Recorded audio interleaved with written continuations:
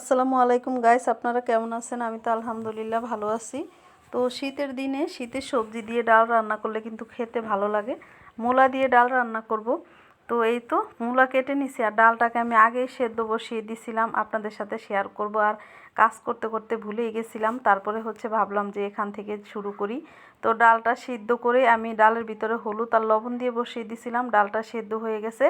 তারপরে আমি মূলাটা কেটে নিছি, আর মূলাটাকে মাঝখান দিয়ে একটু ফালি করে তারপরে ছোট ছোট করে কেটে নিছি। আর এই যে ডালে মূলাটা দিয়ে দিলাম, আর মূলাটা সেদ্ধ হলে তারপরে ডালটাকে বাগার দিব। একদম দেশি গ্রামের যে ধনেপাতা সেটা দিয়ে আজকে রান্না করব। আর দেশি পাতাটা এত ঘ্রাণ কি বলবো। তো ছোটো বোন শ্বশুরবাড়ি থেকে আসছিল, কিছুটা ধনেপাতাও নিয়ে আসছিল, তো আমাকে কিছুটা দিছে, ভাবলাম সেটা দিয়ে আজকে ডাল রান্না করি। এভাবে মূলা দিয়ে ডাল রান্না করলে দেশি ধনেপাতা দিয়ে যা মজা, কি বলবো, মানে ঘ্রাণটাই অন্যরকম আলাদা, এত সুন্দর সেন্ট আসে। তো এভাবে খেয়ে দেখবেন আপনারা, মূলা দিয়ে ঘন করে একদম ডাল রান্না করে থকথকে করে। তো এভাবে ডাল রান্না করলে আমার কাছে অনেক ভালো লাগে মূলা দিয়ে খেতে। তো দিয়ে দিলাম বেশ কিছুটা কাঁচামরিচ, 4-5টার মতো দিছি, একটু ঝাল কম সেজন্য। আর ধনেপাতা দিয়ে দিলাম। মূলাটা কিন্তু সেদ্ধ হয়ে গেছে আমার অলরেডি। তো দেখুন অনেক ঘন হয়েছে কিন্তু ডালটা।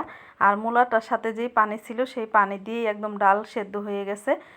সরি, কি বলবো, যে মূলাটা সেদ্ধ হয়ে গেছে। তো যাই হোক, ধনেপাতাটা দিয়ে দিছি আর কাঁচামরিচ দিয়ে দিছি। এখন আমি ডালটাকে বাগার দিব, বেশি করে রসুন দিব, আর পেঁয়াজ কুচি দিব, দিয়ে শুকনা মরিচ দিয়ে তারপরে বাগার দিব। এভাবে ডাল বাগার দিলে কিন্তু খেতেও ভালো লাগে। তো শীতের দিন এখন 4-5 পদের সবজি দিয়েও আপনি যদি ঘন করে এভাবে ডাল রান্না করেন, আলু, তারপরে গাজর, তারপরে ফুলকপি, টমেটো সব কিছু দিয়ে এভাবেও যদি আপনি ডাল রান্না করেন, সেই ডালটা খেতে কিন্তু আরও মজা। তো আপনারা যদি ওই ডালটা সবজি ডাল দেখতে চান তাহলে কমেন্ট করেন, আমি অবশ্যই দেখাবো। আর এই তো শুকনো মরিচ দিয়ে দিলাম 3-4টার মতো, কেটে কেটে দিয়ে এগুলাকে একটু হালকা করে একটু ভেজে নিব। তারপরে পেঁয়াজ কুচি আর রসুন কুচি দিয়ে দিব। আর আমি এই হাঁড়িগুলা কিনে আনার পর থেকে তো এগুলাতেই রান্না করতেছি প্রতিদিন, এখন থেকে এগুলাতেই রান্না করব। আর গ্যাসের চুলাতে রান্না করা হবে না, কারণ গ্যাস যদি চলে যায়, কারেন্ট যদি চলে যায়, তাহলে গ্যাসে রান্না করব। তা না হলে এটা আনাতে যে আমার কি উপকার হয়েছে কি বলবো আপনাদেরকে। তো যাদের যাদের বাসায় গ্যাসের সমস্যা আছে, তারা এই হাঁড়িগুলা, যে কারি হাঁড়ি, এগুলা কিন্তু কিনে আনতে পারেন। কারি কুকারগুলা, এগুলো আনলে কিন্তু অনেক উপকার হয়। আমি আনছি, আমার এটার সাথে 3টা হাঁড়ি আছে। এই 3টা হাঁড়ি দিয়ে রান্না করা অনেক উপকার। একটাতে আমি ভাত রান্না করি, মানে কালো 2টা, আর মার্বেল কালার একটা, ওইটা দিয়ে ভাজাভুজি করার জন্য ওনারা বলে দিছে। আর এই 2টাতে ভাত আর তরকারি রান্না করতে। তো অবশ্য এইগুলা তো ননস্টিকের হাঁড়ির মতো, উপর দিয়ে খুব সুন্দর প্লেন, তেলতেলা, তেল কম লাগে।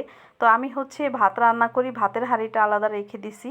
আর একটাতে মাছ ভাজি, আর এটার ভিতরে শাক রান্না করি, ভাজি করি, তরকারি করি, সব কিছুই করা যায়। মোট কথা আপনি তিনোটাতে আপনি সব কিছু করতে পারবেন। তো যাই হোক, এখনও পেঁয়াজগুলো লাল লাল হয়ে গেছে, তারপরে ডালটা ঢেলে দিলাম। আর এই ডালের রেসিপিটা কেমন লাগলো কমেন্ট করে জানাবেন। ভালো লাগলে ভিডিওটা শেয়ার করে দিবেন, লাইক দিবেন, সাবস্ক্রাইব দিবেন। তো ডালটা এইভাবে বাগার দিয়ে যদি এইভাবে ঢেকে দেওয়া যায় 2-1 সেকেন্ডের জন্য, 2-1 সেকেন্ড পরে আপনি এভাবে তুলে নেবেন, দেখবেন একটা অন্যরকম ঘ্রাণ। ডালের যে পেঁয়াজ রসুনের যে একটা বাগার, সেই বাগারের কিন্তু একটা ঘ্রাণ আসে, খুবই সুন্দর, খুবই ভালো লাগে। তো এই যে আমি উদাম করে দিলাম এখন ডালটা। তো ডালটা হয়ে গেছে। এখন আপনারা চাইলে কিন্তু একটু আস্ত জিরাও দিতে পারেন বাগারের ভিতরে। তো আমাদের জিরাটা পছন্দ করে না, আস্তা কামড়ে পড়লে চিল্লায়, তো সেই জন্য আমি দিলাম না, শুধু পেঁয়াজ রসুন আর শুকনো মরিচ দিয়ে বাগার দিলাম। তো দেখুন ডালটা